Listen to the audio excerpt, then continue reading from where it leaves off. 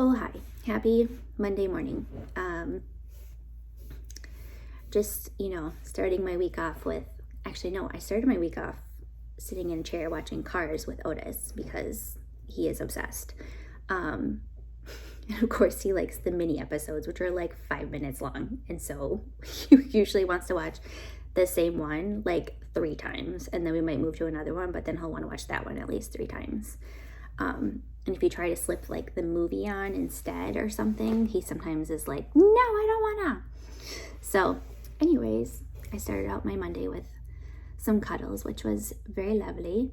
And then I decided to just kind of hop on and get to work since I was already up early, and kind of just get that part done with my day because both of my kids have their school conferences, which is exciting. But as with most weekdays, I feel like I'm always following up or sending or dealing with some sort of medical something or other, medical records, sending I don't know, it's just filling out paperwork. It's just always something. And it honestly feels like the time I just like decide, okay, I'll just like give it some time and I'll be patient and I'll wait. Like I try that quite often, but usually honestly it's like then by the time that they get a hold of me, it's like there was a hold up because of records or something ridiculous, and then I'm just like, you could have just told me earlier and I could have like helped speed this along.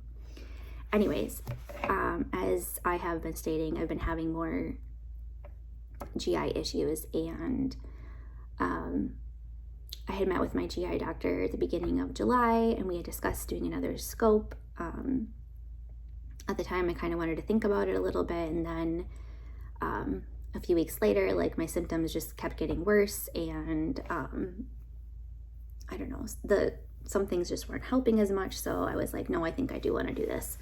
So but then she wanted me to wait like 4 to 6 weeks of being on Pepcid and PPI that I had started.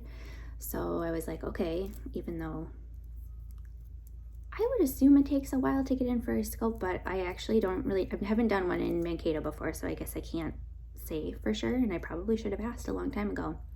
But when I did one with MNGI, I had to wait 3 months. So I don't really have that kind of time. So anyways, so I had messaged again like 3 weeks ago stating, okay, well, it's been this amount of time, like let's do this and move forward. And she was on vacation for a week or so, and I was like, all right, okay. So when she gets back, I'll give her a couple days, but then like hopefully she has time to message me. And I did not hear anything. So last Monday I sent another follow-up message, and then proceeded to go to the ER that day to help with pain. And after I left the ER, I called the GI department from the parking lot, asking about like, can she respond to my message? What's going on? I know she's very busy. I like totally understand that, but like also at the same time, I don't know what I'm supposed to do in the meantime because I'm eating, less and less, in more pain, having more nausea. Last week I managed to work all of 2 hours. So yay for me. So anyways, it's becoming a thing. And so the person was going to talk to her, have her get back to me. Didn't hear anything. So Friday I called and kind of finally talked to somebody who like looked more at my chart and said something about like they were waiting for my records from MNGI, and I was like, I had sent her, the letter like post endoscopy. I honestly don't really have much from it, like just like this letter stating things were fine and that the biopsy was fine and whatever, all was normal.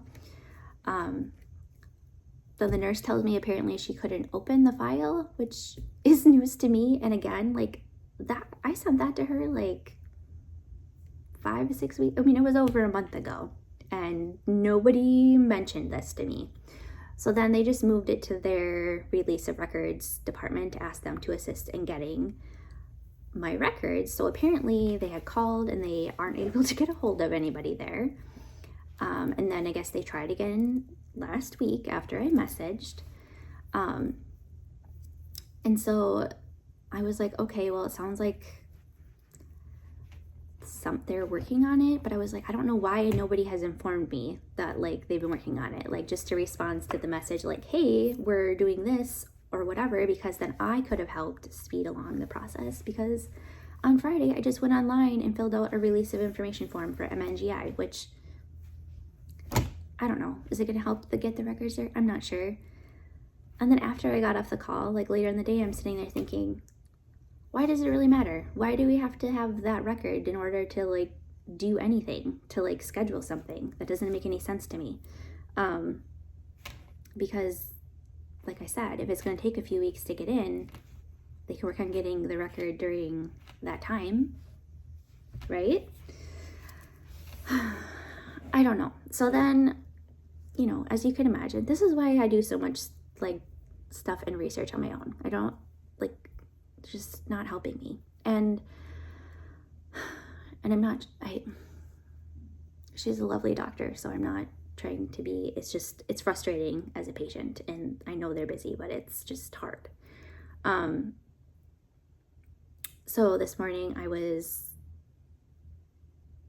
actually last night I was thinking a little bit more about my labs from the ER, which were relatively normal, but as you know, if you kind of like look a little bit closer at your labs, sometimes you can still kind of like find some patterns, especially if something is like borderline low or high, or like if you can kind of I only had one level that was low, which it was lipase, which oftentimes they don't worry about that unless it's high, and low is not always like a huge deal.